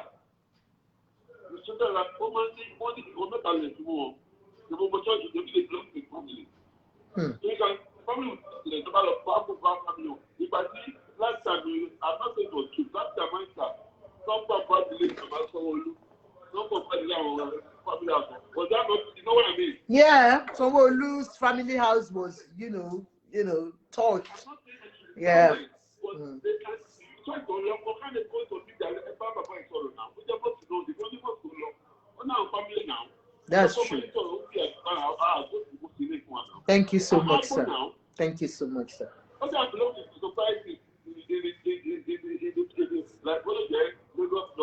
sorry, I'm social club. You can go to those people and talk to them. Apart from my sorry now. Apart from what if they go to what the way you want. Hello. See you right. So.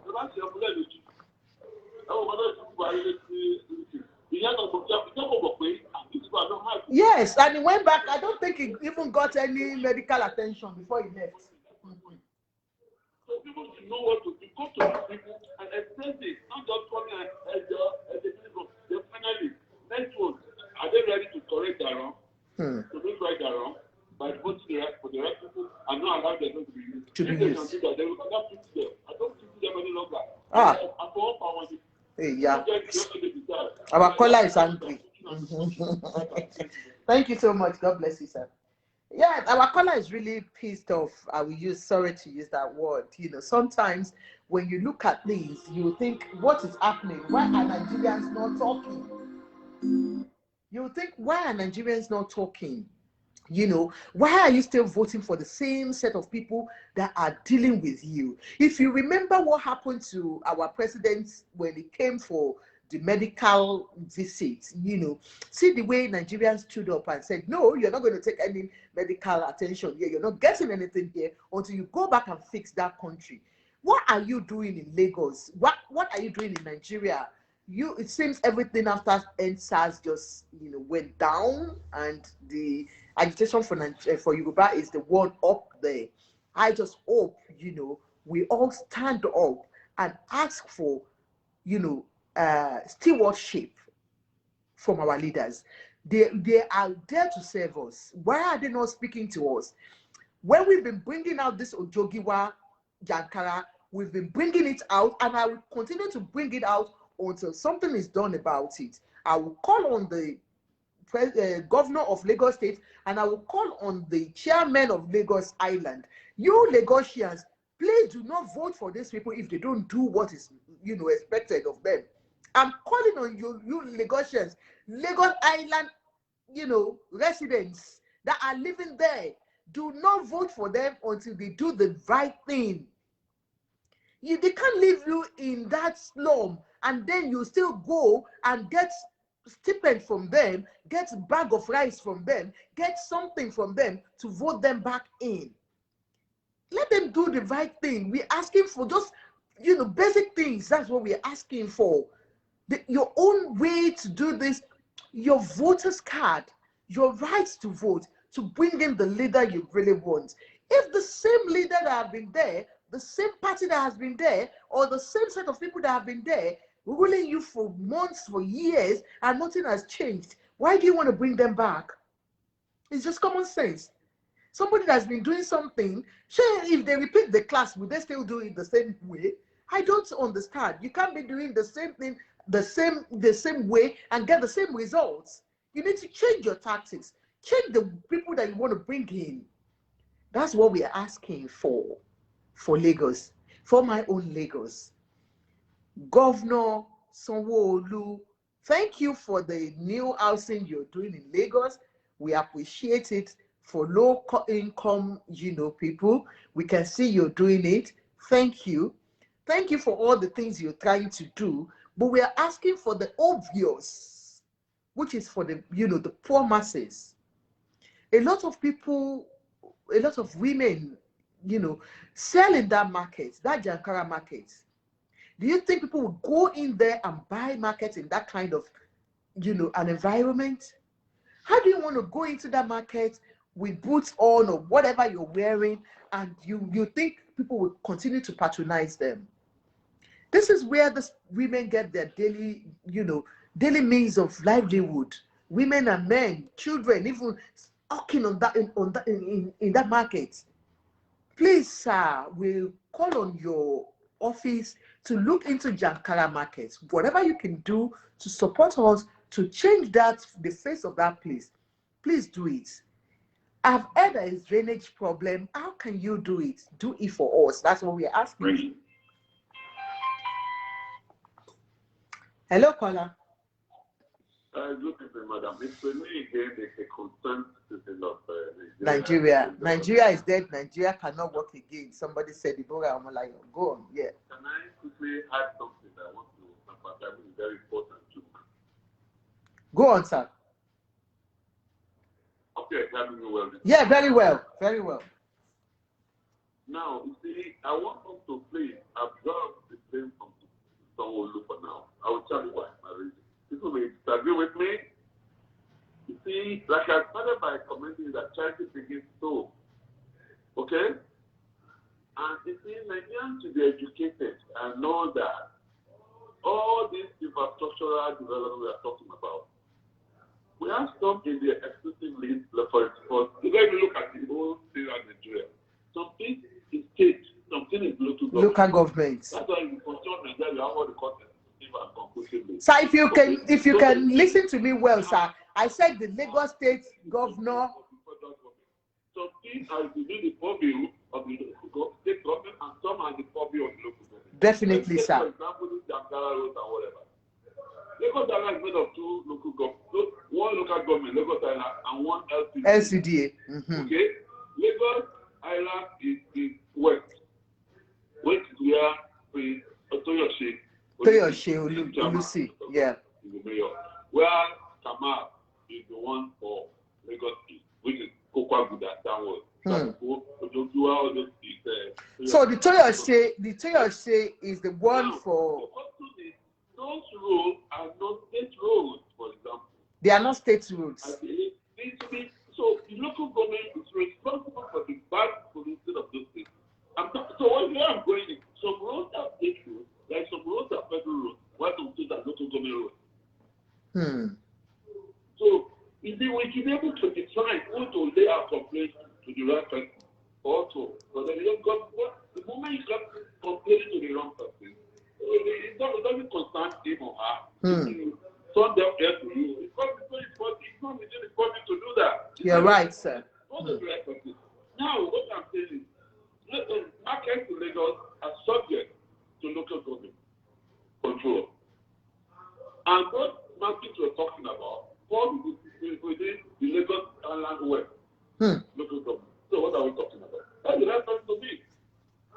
And so what I'm going to do, and the office is even if our politicians now don't live in their constituency anymore, don't see them in the UK. The Prime Minister will still go to his constituency, local talk. Yes, definitely. And they can't take Nigeria, pointing to local. But are they practicing it? So what I'm saying is, even if he's not living in the Banana Island or whatever island, or Mango Island, or the program more than you. his office is still other local government there. Now there's no way for him there. Thank you so much, sir. I appreciate you. Look at the road using the Lagos at Broad Street. Through Agele, Lagos Island. Look, I'm going to wait for Kamal there. And let's see, because I know he's not in the case. In the Korea and the but that will be the content. He offers on. If they go, delay this there for the next 1 week. By the time they Drainage are not really the problem, but the poor way of managing our waste here in Lagos is poor. Almost every drainage is blocked with plastic. It has to start somewhere and let people know we are serious for them to listen because it's human nature. You don't take things on people from like that on the lot of gold. When they're enjoying it, they're enjoying the performing the people, making them so that they can be like love. I understand, sir. You fight for it. That's what I'm saying. So they should stop talking about Solu. Solu is not responsible for market. Okay? It should go to the local government. Okay, thank you so much, sir. Solu needs job well. So I want to appeal to Solu to please talk to this local government. Come on, Basheje. Thank you so much, sir. Thank you so much. But a lot of another person thinks, no, it's not everything like police should be responsible that everything, whether it's literally like allegations in by the church of God about a road in the one. You look at it below, that's why at the point. That's why I have to come out that the fellow was better. I want to remember that so 140 million. That is a road their social corporate social responsibility. So there's some local federal roads, there's some local government and some state roads. Okay, so sir. You should well be able to know where to channel our channel to channel their group, our group. So only can only be appealed to please talk to these people. You have to provide, okay, what type of autonomy? Because technically, local government have to give you autonomy. So we should go to them and ask. They have their autonomy, but are they really giving that autonomy? Could it be just on paper? I'm not saying for the first place. You see, but let's see, politics, that's the local government. Let them be allowed to direct community. Help them,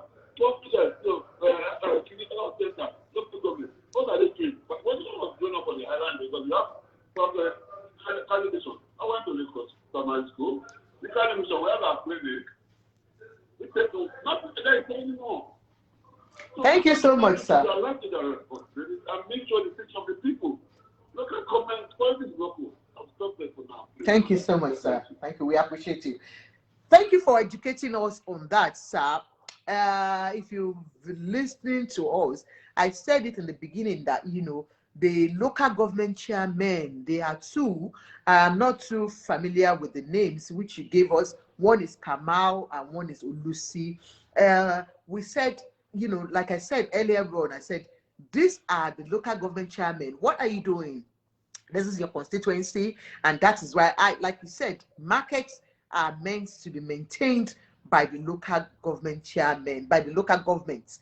But what are they doing? Nothing is being done. And if you look at the video, the first video we played 2 weeks ago, you could hear people shouting, local government chairman, when you came, you said you were going to do this at this time and this time and this time. Why we are calling Sanwo-Olu is the fact that he's the governor of that state. And I know the local governments have their autonomy, but what is the, you know, he is the executive governor of that state. And I believe he's got some stake in that state. If he is able to call them to order and tell them, look, people are complaining about this state of this, and these are, all of them are APC. Don't forget, sir, if you're listening to us, APC-led government. That's why we are calling on them, because and we just want a good Lagos. Whatever you can do, sir, Sanwo-Olu, I will still call you. Daddy Wajagaban will call you as the leader of the party. Lagos is not moving too well, sir. Please look into it for us. Somebody said drainage are not really the problem, but the poor way of managing our waste here in Lagos is poor. Almost every drainage is blocked with plastic. So whose fault is that, ma?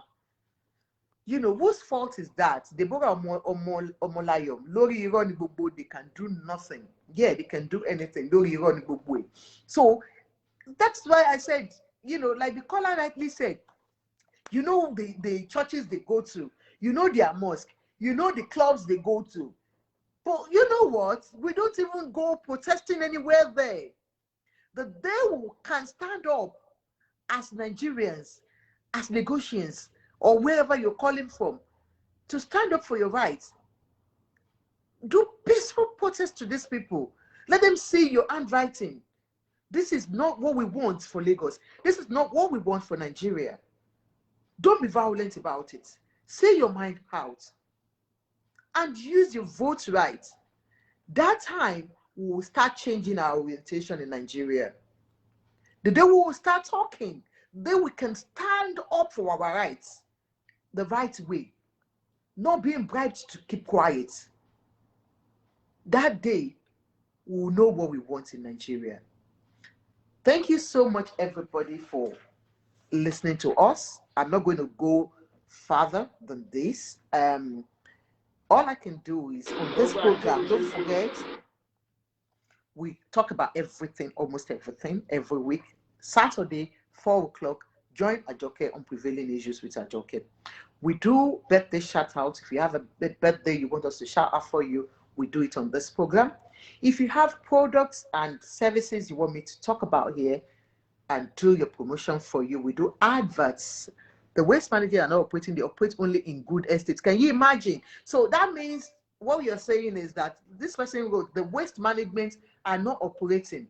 They operate only in good estates. So that means it's meant for the bridge, isn't it? So it's not general. So how long are we going to continue like that in Lagos or in, you know, in Nigeria generally? This is not the Nigeria we pray for. This is not the Lagos we pray for. We want the better Lagos. We want the better Nigeria. We want everybody to enjoy the dividends of democracy. I thought that was what we voted for.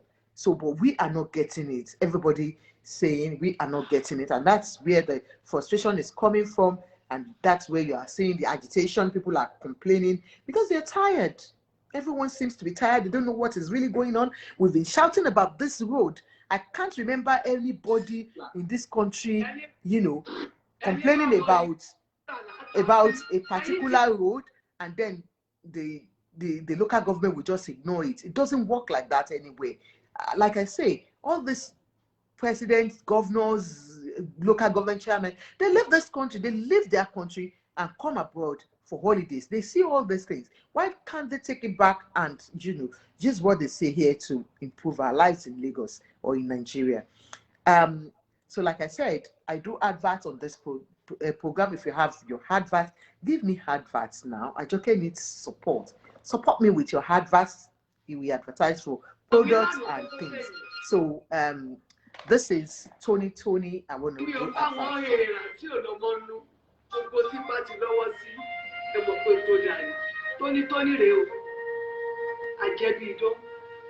Gbogbo àìsàn tó wà lára ọmọkùnrin sọmọbìnrin tó wà nú ẹ̀jẹ̀ inú omi ara iṣan ara ríkèríkè ara tónítóní rèé o àfọ̀ amọ́ tónítóní àjẹbí idán ewé àtegbò náà ni ṣùgbọ́n àmọ́ ṣe jura wa lọ eléyìí kò ṣeé fọ ọ̀rọ̀ sẹ́yìn tónítóní.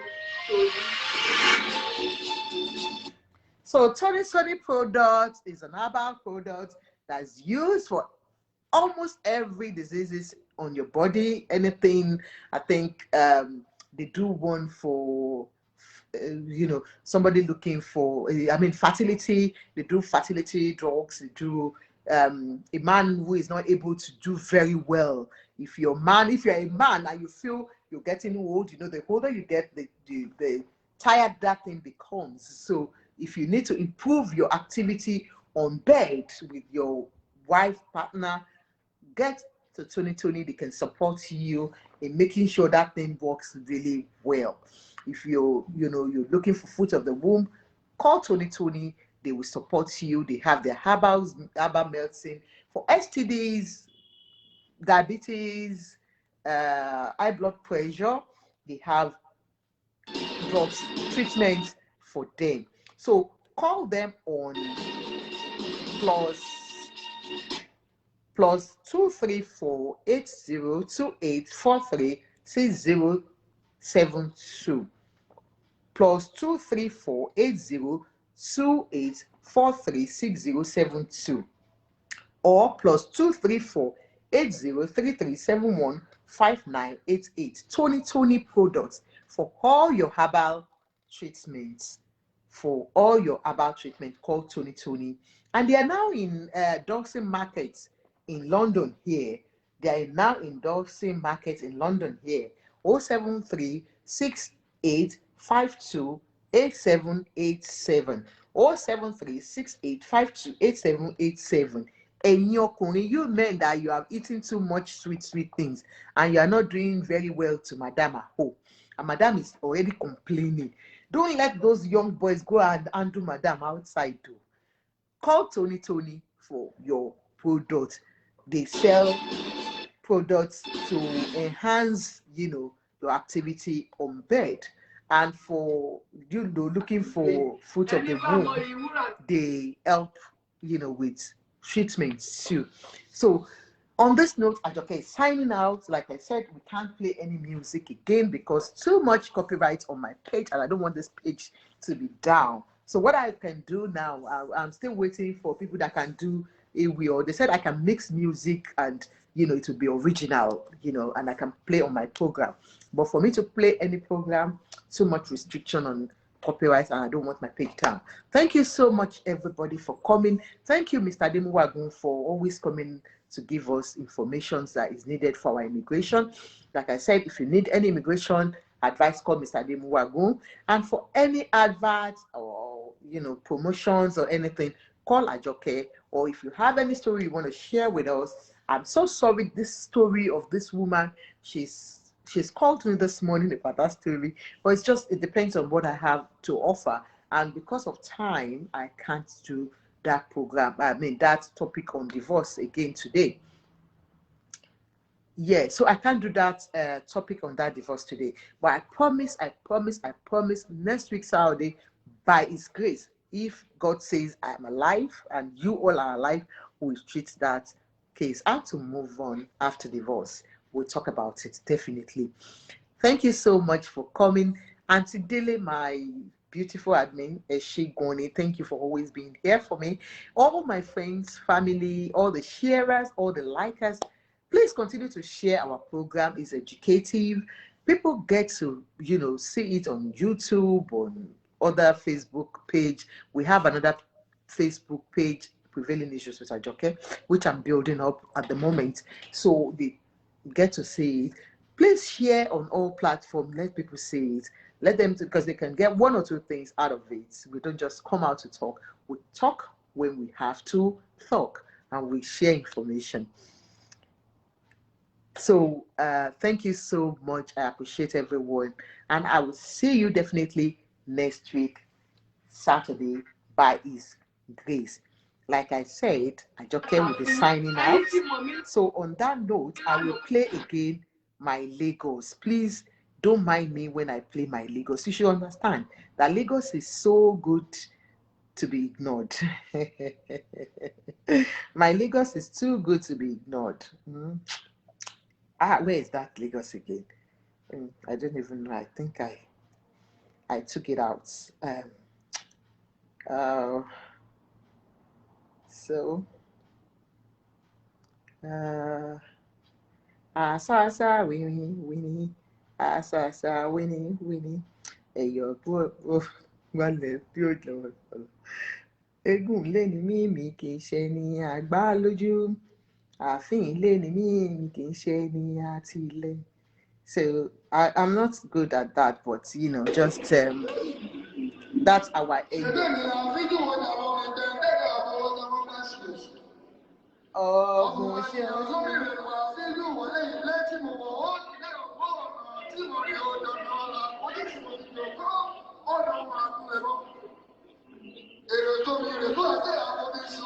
Wọ́n ní tẹ́ bá lè kó ẹbomi sùúrù mu. Àgàn yaná ni àdáhùn òrìṣà àkànná Èkó àkété ìlú ọgbọ́n.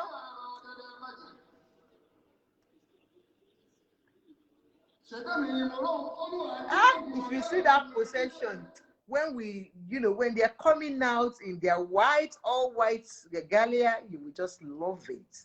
It's always very beautiful sight to see. I hope one day we'll all have cause to see that beautiful Eyo again. Thank you everybody for coming. Thank you for all my sharers. Thank you for all my likers. Thank you for everybody coming onto this show every week, every Saturday, keeping a date with Ajoke every Saturday. Thank you. Have a lovely time. Love you all. Bye.